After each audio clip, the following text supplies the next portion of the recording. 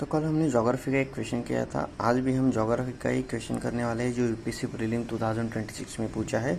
तो ये क्वेश्चन थोड़ा मैप बेस है, तो आपको थोड़ी मैप की जानकारी चाहिए इंडियन स्टेट के बारे में, जो कहाँ है, नॉर्थ वाले, साउथ वाले, ईस्ट वाले, वेस्ट वाले।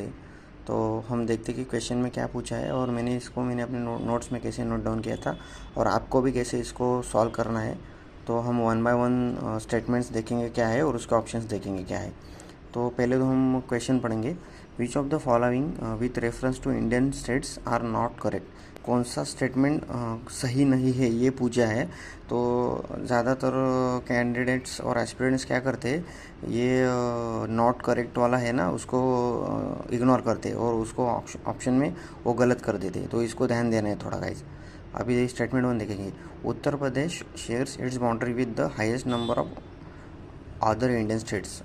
तो ये क्वेश्चन जो है, इसका पहला स्टेटमेंट है, तो ये सही है, क्योंकि है ना, उत्तर प्रदेश जो है वो 8 राज्यों को और एक यूनियन टेरिटरी को अपनी बाउंड्री शेयर करता है। हम उसको मैप में भी देखेंगे कि कैसे है क्या है। तो ये देखो यहाँ पे है, ये उत्तर प्रदेश है। ये एक मैप है जिसमें मैंने उत्तर प्रदेश और जो बाकी के स्टेट्स है उनको ऐसे याद करके रखा था। तो मुझे एग्जैक्टली पता नहीं था, लेकिन मुझे ये पता था कि उत्तर प्रदेश तो दिल्ली को भी बाउंड्री पे है। मैप जो है वो रेफ़र करता था बार बार। तो मुझे ये पता था कि यूपी जो है, उत्तर प्रदेश जो है, वो ज़्यादातर स्टेट्स को जो है बाउंड्री शेयर करता है। तो मैंने इस स्टेटमेंट को मैंने पहचान लिया था कि ये सही है। तो अगला स्टेटमेंट देखते हैं। Rajasthan shares the longest international boundary among all Indian states. तो ये राजस्थान है, इसमें मैं थोड़ा कंफ्यूज था, क्योंकि मुझे पता था कि राजस्थान और वेस्ट बंगाल, इसमें दोनों स्टेट्स जो है ये ज़्यादा इंटरनेशनल बाउंड्री शेयर करते हैं। लेकिन मुझे इसमें कन्फ्यूजन था थोड़ा सा, क्योंकि ना मैप पे राजस्थान की बाउंड्री बड़ी दिखती है और वेस्ट बंगाल की बाउंड्री छोटी दिखती है। तो मैंने इसको क्वेश्चन मार्क करके थर्ड स्टेटमेंट पे गया। तो जैसे कि देखिए, तीसरा वाला स्टेटमेंट है, Sikkim is the only state that shares its boundary with the one another Indian state. तो यहाँ पे ना एक एक्सट्रीम कीवर्ड दिया हुआ है, ओनली। तो लेकिन मुझे ये पता था कि सिक्किम अकेला ऐसा जो राज्य है वो ऐसा अकेला राज्य नहीं है। एक वेस्ट बंगाल भी है और मेघालय भी है। ये दोनों भी, वेस्ट बंगाल सिक्किम के साथ करता है और मेघालय जो है वो आसाम के साथ करता है, ये मुझे पता था। तो फिर मैंने ऑप्शंस देखे उसके। तो क्वेश्चन में नॉट करेक्ट पूछा था, तो जैसे कि मुझे पता है पहला स्टेटमेंट सही है, तो ऑप्शन ए और ऑप्शन बी को मैंने एलिमिनेट किया। ऑप्शन सी और ऑप्शन डी बचा था।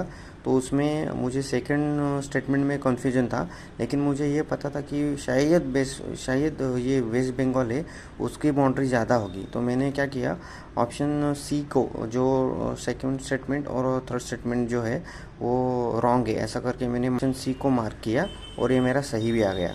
और आप देख सकते हैं कि राजस्थान जो है वो पाकिस्तान के साथ जो बाउंड्री शेयर करता है वो 1048 किलोमीटर है, और वेस्ट बंगाल जो है वो बांग्लादेश के साथ बाउंड्री शेयर करता है, वो 2217 किलोमीटर है। और जो थर्ड स्टेटमेंट है वो सिक्किम के बारे में दिया है। वैसे ही मेघालय भी स्टेट है जो आसाम के साथ अपनी बाउंड्री शेयर करता है। तो अब हम इसको मैप में देखते हैं।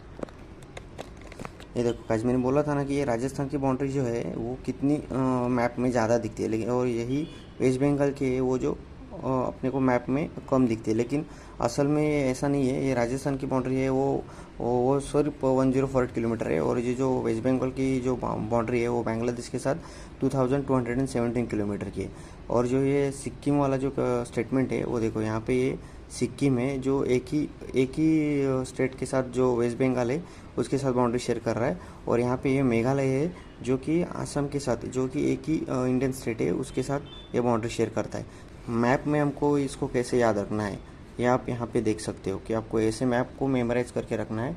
और ये जो मैप है वो मैंने एमएलसी और एमएलए के जो सीट्स होते हैं, जो इसमें हर एक स्टेट में होते हैं, उसको मैंने यहाँ पे लिख के रखा है, और इसको मैं मेमोराइज करता था।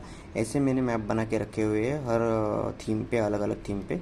तो आप भी ऐसे ही बना के रखिए नोट्स, तो आपको भी आसान होगा क्वेश्चन सॉल्व करने में, कभी यूज़फुल रहेगा आपको। ये जो मैप बेस मेमोरी रहती है ना, वो यूज़फुल रहती है, जो अपने क्वेश्चन पेपर में आपको ऐसे मैप बेस क्वेश्चन को सॉल्व करने के लिए।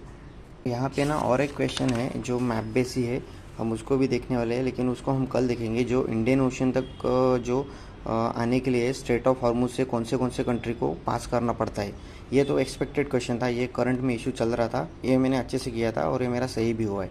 इसको हम कल देखेंगे। Thank you.